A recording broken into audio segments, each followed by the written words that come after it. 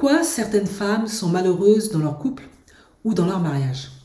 Eh bien, au début, lorsque l'on est avec une personne, les premières années, on va dire ça, 1, 2, 3 ans en tout cas, ça se passe bien, on est amoureux, on ressent de l'élan naturellement, on arrive très facilement à répondre aux besoins affectifs de l'autre, à lui donner notre amour, notre affection, notre attention, les petites attentions, les petites sorties, les voyages, hein, tout ça. Mais après un certain nombre d'années, les choses s'émoussent et on commence à ressentir de la frustration, du ressentiment, on commence à lui reprocher des choses, à lui comme à elle, mais comme c'est pourquoi les femmes, bah, à son mari entre autres ou à son compagnon, si on est avec lui depuis un certain nombre d'années, et on ne comprend pas toujours pourquoi soudain on est triste, on est frustré, on est malheureuse et on a le sentiment que soit on n'a pas choisi la bonne personne, on s'est trompé, soit on s'ennuie, soit on n'est pas satisfaite sexuellement ou dans certains domaines et autres. Alors, qu'est-ce qui se passe? Eh bien, déjà, il faut analyser, essayer de comprendre qu'est-ce qui, dans votre enfance, n'a pas joué. En effet, il se peut que dans votre enfance, vous êtes issu de familles divorcées ou, même si les parents n'étaient pas divorcés, peut-être que vous avez manqué d'être valorisé, peut-être que votre réservoir affectif, comme on appelle, n'a pas été assez rempli. En effet, parfois dans certaines familles, quand elles sont fonctionnelles, même quand il y a papa, maman, il y a d'autres frères et sœurs, ou peut-être que les parents sont occupés, travaillent beaucoup, ou ne répondent pas suffisamment à nos besoins, ne donnent pas assez d'attention pour diverses raisons. Eh bien, on grandit avec des manques affectifs, des blessures, qui, bien sûr, lorsqu'on va se mettre en relation, vont apparaître. Et au début d'une relation, forcément, parce que on est dans un certain état d'esprit, on est dans la rencontre, dans les premiers instants, tout est ok.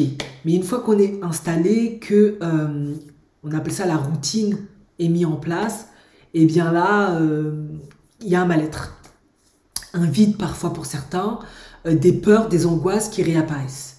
Donc, il est important déjà de se demander dans notre enfance, voire dans notre histoire, comment c'était avec papa-maman, la relation de papa-maman, comment c'était avec moi, mon père, ma mère. Plutôt les femmes, plutôt avec le père, quelle relation avec leur père? Est-ce que le père était absent? Est-ce que le père était présent? Est-ce qu'il était présent mais psychologiquement absent? En effet, il y a des pères qui sont là, mais qui s'occupent pas des enfants parce que soit c'est la culture, soit eux-mêmes n'ont pas eu de père ou n'ont pas vu faire ça de leur père, ou tout simplement ils sont malades, ou il y a diverses raisons, au chômage, etc., qui font que. Mais ça peut être aussi tout simplement parce que voilà, il y avait des frères et sœurs, on était nombreux et puis nous on n'a pas reçu assez d'attention. Donc déjà, une des raisons une des raisons qui peut expliquer le fait qu'une femme est malheureuse dans son mariage, ça peut déjà s'inscrire dans son histoire, dans son enfance. Ça peut venir de là. Donc il serait intéressant de réfléchir, de creuser déjà, voir s'il n'y a pas des manques qui se sont inscrits et éventuellement se rapprocher de quelqu'un pour travailler sur la question. Mais dans le cas où vraiment ce n'est pas ça, où on a travaillé sur la problématique et il y a toujours de la tristesse, un sentiment d'insatisfaction, on s'ennuie, on n'est pas heureuse, on a le sentiment de ne plus aimer son mari ou son partenaire, eh bien il y a ce qu'on appelle les langages de l'amour. En effet, c'est Gary Chapman, hein, un thérapeute de couple, qui les a définis comme ça, mais en tout cas, beaucoup de gens les connaissent sans même les nommer comme ça. C'est juste que lui, il a eu la bonne idée de faire un ouvrage, mais il est important de connaître les langages de l'amour, en tout cas le langage d'amour, parce que c'est le cas des femmes qui sont malheureuses, de votre mari ou de votre partenaire. Et qu'est-ce que c'est exactement? Eh bien, comme je vous l'ai dit déjà, vous avez chacun eu une enfance différente, on a tous chacun eu une enfance différente, avec des expériences différentes, on s'est construit différemment. Certains ont été aimés de manière saine, équilibrée, ont eu tout ce qu'il faut, donc ils savent recevoir de l'amour, ils savent en donner. D'autres, hélas, n'ont pas eu ça, donc ils ne savent pas toujours recevoir de l'amour, ils ne savent pas toujours en donner. et ça peut être compliqué parce que déjà, ils ne vont pas forcément reconnaître quand le partenaire leur donne de l'amour, de l'affection, de l'attention, et eux-mêmes, parce qu'ils n'ont pas reçu certaines choses, ne sauront pas forcément redonner ça à l'autre. Et du coup, il est important de comprendre qu'est-ce qui fait que votre mari ou vous-même, vous vous sentez aimé.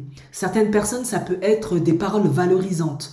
En effet, comme je l'ai déjà dit précédemment, si vous avez eu une enfance où vous avez des parents qui vous ont toujours dévalorisé, humilié, maltraité, abusé, vous avez des problèmes d'estime et de confiance, mais surtout d'estime. Vous avez une blessure d'estime. Donc, peut-être vous, comment vous vous sentez aimé, c'est lorsque votre mari ou votre partenaire vous dit assez régulièrement, même tous les jours, tu es belle, tu es magnifique, tu es séduisante, tu me remplis de bonheur, tu es intelligente, j'ai beaucoup de chance de t'avoir, tu es agréable, tu es la meilleure femme du monde, tu es la meilleure mère du monde, tu prends soin des enfants. Voilà, des paroles très valorisantes qui vous permettront de guérir déjà cette blessure, ce manque affectif que vous n'avez pas reçu, et en plus remplir votre réservoir affectif. Ça peut être ça.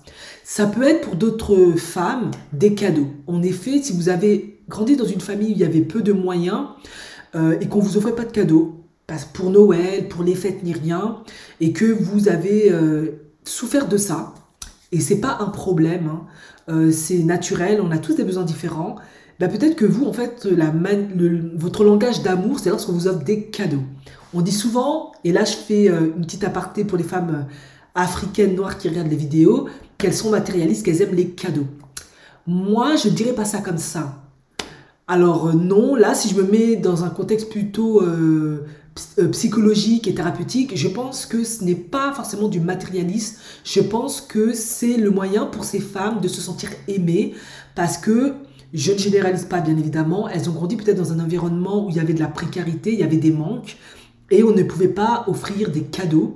Par conséquent, comment elles se sentent aimées par leur partenaire, c'est lorsqu'il leur offre des cadeaux, et bien évidemment, selon la femme, selon le besoin affectif à combler, ça peut varier au niveau de la valeur. Donc certaines personnes, ce sont les cadeaux à des fréquences plus ou moins régulières. Bien évidemment, selon l'homme en question, il faut savoir si il arrive à répondre à ce besoin-là ou pas. C'est pas que vous êtes en tort d'être comme ça, c'est votre histoire, votre chemin de vie, vos blessures. Voilà, vous pouvez trouver des hommes qui pourront vous combler de cadeaux constamment, d'autres qui ne pourront pas. Ça ne voudra pas forcément dire que vous êtes en tort, que vous êtes fausse dans votre démarche, c'est simplement que vous, c'est votre langage de l'amour. Certaines personnes, ça peut être des restaurants. Oui, des personnes qui peut-être ne sont jamais parties au restaurant dans leur enfance ou n'ont jamais vu leurs parents faire ça et se sont toujours dit, ben lorsque je serai grande, je voudrais aller au restaurant, je voudrais que mon mari m'emmène au restaurant parce que pour moi, c'est le meilleur moyen de me sentir aimée, valorisée, voilà. Des femmes, ça va être des restaurants ou tout simplement parce que lorsque vous étiez enfant, ben, vous avez manqué, il n'y avait pas assez de nourriture. Il y a différentes raisons là, je donne vraiment des exemples, mais après, selon votre histoire, c'est à vous de voir. D'autres personnes, ça peut être quoi? Les voyages, ça peut être ça aussi. Des voyages, comment elles se sentent aimées, c'est lorsque leur mari, leur partenaire leur font un voyage une fois dans l'année, un bon voyage bien préparé avec différentes excursions, activités à faire, coins à découvrir. Ça peut être ça qui est leur langage de l'amour. D'autres femmes, ça peut être des massages. Oui, comment elles se sentent aimées, c'est lorsqu'on les touche, le contact, le toucher. Pourquoi? Parce qu'elles ont peut-être grandi dans un environnement. Là, je fais un petit aparté pour les femmes noires ou africaines. On sait que, en tout cas chez les Africains surtout, l'amour se montre très différemment et très peu dans le contact au toucher, surtout lorsqu'on est des adultes. Il y a très peu d'affection, d'affectivité. Quand on est bébé, oui, les mamans prennent dans les bras, font des bisous, font des câlins, font des massages. Mais une fois qu'on atteint un certain âge, qui est, allez, 7 ans, oui, bon, peut-être j'exagère, ça dépend peut-être. Après, enfin non, 7 ans, non, que j'exagère peut-être. Bon, après, ça dépend aussi, hein. À un moment donné, c'est plus là. Et du coup, certaines femmes, comment elles se sentent aimées, valorisées, c'est lorsque leur mari les touche, leur font des caresses, des câlins, ou d'autres carrément des massages, être massées sur tout le corps, c'est comme ça qu'elles se sentent aimées, valorisées. Il y a aussi ça. En effet, moi, j'ai une cousine qui me dit, bon, elle me disait ça depuis qu'elle est enfant, et aujourd'hui, maintenant, elle a plus de 30 ans, elle est encore dedans. Elle m'expliquait qu'elle, elle voulait épouser un homme blanc. Pourquoi? Je lui avais demandé lorsqu'on était enfant, enfant, on était préadolescent, 12, 13 ans. Elle m'a dit, mais parce que eux, ils te font des câlins, ils sont affectueux. Bon, bien évidemment, ils font pas tout ça, mais c'est vu comme dans leur culture. Probablement, elle a regardé la télévision aussi, mais c'est quelque chose qu'elle reprochait beaucoup aux hommes africains. C'est vraiment des exemples que je donne, faut pas vous offusquer. C'est vraiment pour que vous imaginez, vous compreniez un peu le langage de l'amour, quoi. Et du coup, pour elle, parce que elle a jamais vu son père faire des câlins, etc., des cadeaux, des voyages, tout ça, dans sa conception, si elle se met avec un homme blanc, elle pourra avoir tout ça, et c'est comme ça qu'elle, elle se sent aimée, tout simplement. En lui faisant des câlins, en lui faisant des beaux voyages, des beaux restaurants. Et pourtant, vous allez me dire, elle est matérialiste, elle n'est pas du tout, matérialiste. Je dis pas ça parce que c'est ma cousine, mais c'est vrai, c'est pas quelqu'un de matérialiste. Elle est en Afrique, elle me demande jamais rien. Quand elle me demande quelque chose, c'est vraiment quand c'est très très important, comme une formation, ce genre de choses. C'est jamais pour des petites futilités, non. Là, elle se débrouille. C'est pas quelqu'un de matérialiste. C'est simplement que elle, c'est sa manière d'être aimée. Donc, je sais pas si vous vous reconnaissez un peu dans ce profil-là, mais c'est ça les langages de l'amour. Bien sûr, elle dit ça parce elle, là où elle est, bon, elle voit pas beaucoup d'hommes noirs africains faire ça, mais nous, on sait qu'en Occident, il y en a plein qui sont, en Occident ou en Afrique, hein, ne vous vexez pas, hein.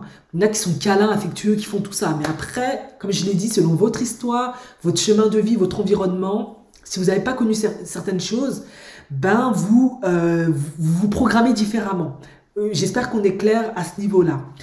Après, d'autres, ça peut être quoi d'autre? Ça peut être un homme qui gère bien l'argent.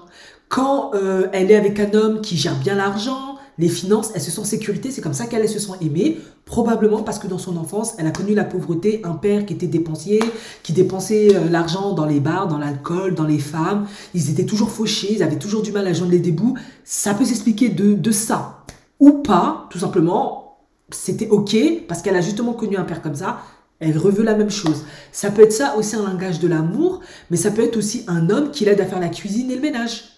Ça peut être ça, c'est comme ça qu'elle se sent aimée. Un homme qui s'occupe bien des enfants, c'est comme ça qu'elle se sent aimée. En fait, il y a plusieurs manières de se sentir aimée. Je pense que vous l'avez compris.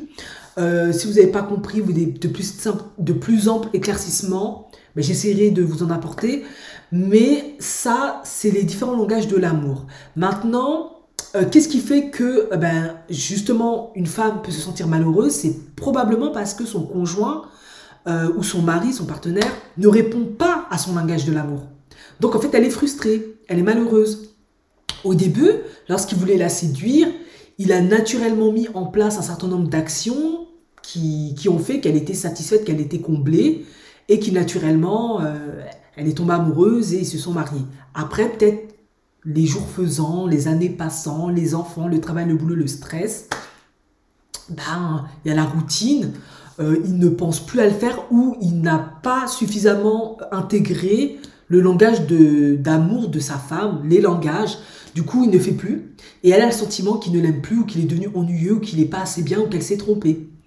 Mais s'il arrive à identifier ce qui rend sa femme heureuse et qui fait qu'elle se sent aimée, comblée et que son réservoir affectif est rempli, eh bien, elle peut de nouveau se sentir heureuse. C'est ça. Et c'est pareil pour un homme, en fait. Un homme qui, par exemple, a besoin d'une femme qui cuisine très bien. En tout cas, quand lui, une femme cuisine et fait des bons plats, c'est comme ça qu'ils se sont aimés. Il ressent l'amour de sa femme. Et bien évidemment, si la femme, elle n'aime pas cuisiner ou elle ne veut plus cuisiner, il va se sentir pas aimé, par exemple. C'est ça qui fait que des femmes... Parce que la question qu'on m'avait posée, c'était pourquoi certaines femmes sont malheureuses dans leur mariage. Eh bien, moi, en tout cas, de ce qui est dit, hein, c'est souvent parce que les langages de l'amour ne sont pas respectés, tout simplement. Après, bien sûr, il y a les variantes comme oui, mais ça peut être aussi qu'elle est malheureuse parce que son mari la trompe, etc. Eh bien, soit le mari la trompe parce que de manière transgénérationnelle, il y a dans son histoire quelque chose qui fait que il a toujours une insatisfaction, des besoins qui font qu'il trompe, ou justement lui aussi il est dans le cas de figure où il s'ennuie, où il est frustré, où il veut se prouver qu'il est encore aimable, séduisant, etc. Et ça peut aussi s'expliquer parce qu'il a le sentiment que sa femme ne répond plus à son besoin d'être aimé, à son langage d'amour. Qu'est-ce que ça peut être? Ça peut être parce que la femme, ben, il y a eu les enfants, la vie au quotidien, elle se laisse aller, elle s'est négligée, elle est plus aussi coquette, elle a peut-être pris du poids, je dis ça comme ça. Et lui, ben, comment ils se sont aimés et valorisés, c'est quand sa femme est coquette, prend soin d'elle, fait des efforts. Lui, pour lui, c'est un moyen de se sentir aimé. Et vice-versa, bien sûr. Ça peut être aussi ça. Et quand il n'a pas ça, ben, le réflexe, c'est, au lieu de s'asseoir et d'en discuter, trouver des solutions, c'est d'aller la tromper, parce qu'il se dit, je vais trouver l'amour ailleurs, ce que la femme ne me donne pas. Et souvent, comment on trouve une solution à ce problème-là, c'est de s'asseoir, de préférence en thérapie de couple, comme ça on est comme dans un cadre sécurisé, guidé, orienté, euh, et on essaie de discuter, voir ce qui ne va pas, essayer de trouver des solutions pour remplir le réservoir d'amour de l'un et de l'autre et de répondre aux besoins affectifs de chacun. Et si bien évidemment bah, c'est impossible parce que l'autre ne veut plus ou ne veut pas, ou eh bien là, bah, vous savez ce qu'il reste à faire tout simplement. Voilà.